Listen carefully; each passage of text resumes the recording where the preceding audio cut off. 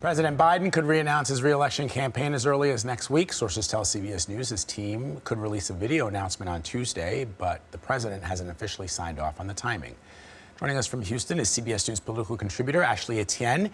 She has served as communications director for Vice President Kamala Harris and also then Speaker Nancy Pelosi.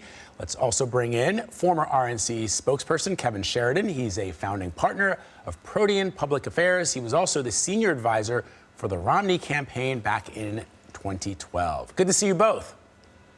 Thanks for having us. Good to see you. All right, Ashley, let me begin with you. Why would President Biden's team even sort of leak this? I don't even think it's a leak, but why would they be talking about this now? And there has been some criticism from both people on the left and the right that perhaps he should sit the 2024 election out.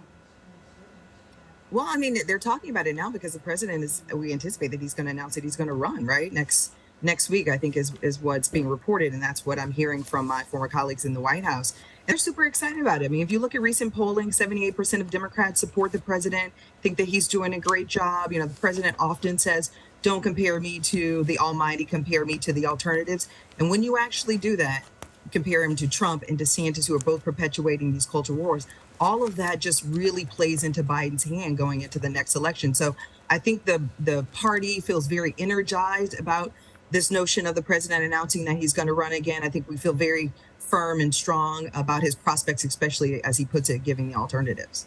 Kevin, let me ask you about the GOP side. So, you know, Governor Ron DeSantis hasn't said that he's running, but the expectation is that it will. But in the meantime, he's spending a lot of time quabbling with Disney. You know, there's the issue with the as they call it, the don't say gay law, the abortion ban 6 weeks. I mean, what are the political implications beyond the state of Florida for him?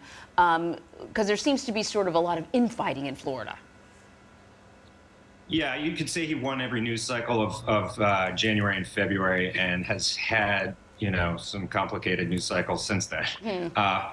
But look, he's got to find his footing. He's got to get through this legislative session. You know, he's getting what he wants from the legislature right now.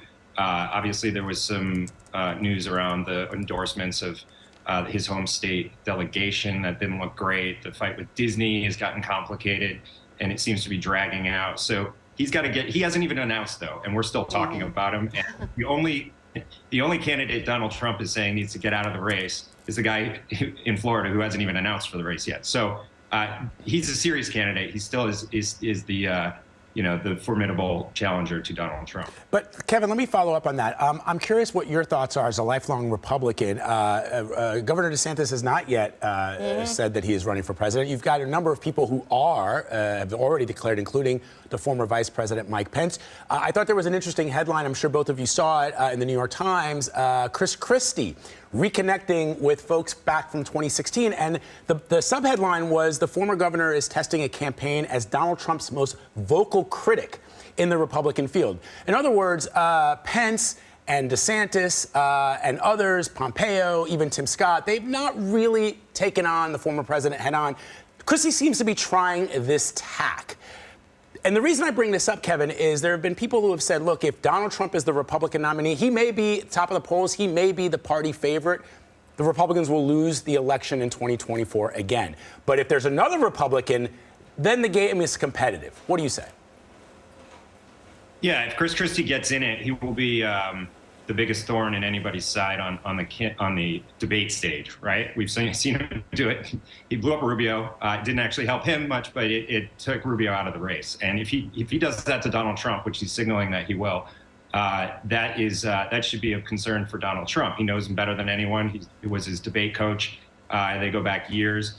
He could also train that fire on Ron DeSantis, which should make Ron DeSantis's camp a little worried. But yeah, the field is forming. I think it looks like Christie is going to get in. He looks like he's testing out New Hampshire, and he's making the rounds in D.C. and doing all the talk shows. So if he gets in, watch out on the debate stage. Yeah, please, Ashley. Yeah. No, I just wanted to add something on this. I think what Christie's really saying is quite provocative, which is that the Republicans should really take Trump head on. And in 2016, the party was hesitant to take him head on. And I don't think many people have. I work for Speaker Pelosi, and she actually did in the first meeting after the Democrats won the midterms in 18. You remember the red coat when she came out and sort of the whole world caught on fire. That was the first time somebody had take on President Trump aggressively and won the battle. So I really think that this is a provocative sort of approach that Christie's talking about, that the GOP should fully embrace. Because is there any other way to really confront Donald Trump other than head on? Yeah, it's a good point, because it's sort of like, Muhammad Ali facing George Foreman. Everybody thinks George Foreman is unbeatable. He's bigger, he's stronger, right? And Ali is going to get killed in the ring. But until you actually go toe-to-toe with the guy, you don't know. And so far, none of those Republicans have gone toe-to-toe with Trump. No, they haven't. But we've seen his reaction to Ron DeSantis, and it's like kind of right back to the greatest hits. He's a master at this. A catchy Nick. Is it mastery at this, or have we seen this show already? Right. If nobody's punching back, how much of a master at this game of trolling, of nicknames, of attacking? It worked in 2016, as Ashley points out. That's when Trump looks his smallest. Right. And that's what the American people voted against in this last midterm election. So if I'm DeSantis, if I'm a Christie, if I'm Chris Christie, like, I'm taking this approach to the max, really, and to really have the President Trump sort of devolve, if that makes any sense, right? And have him sort of implode, which he will.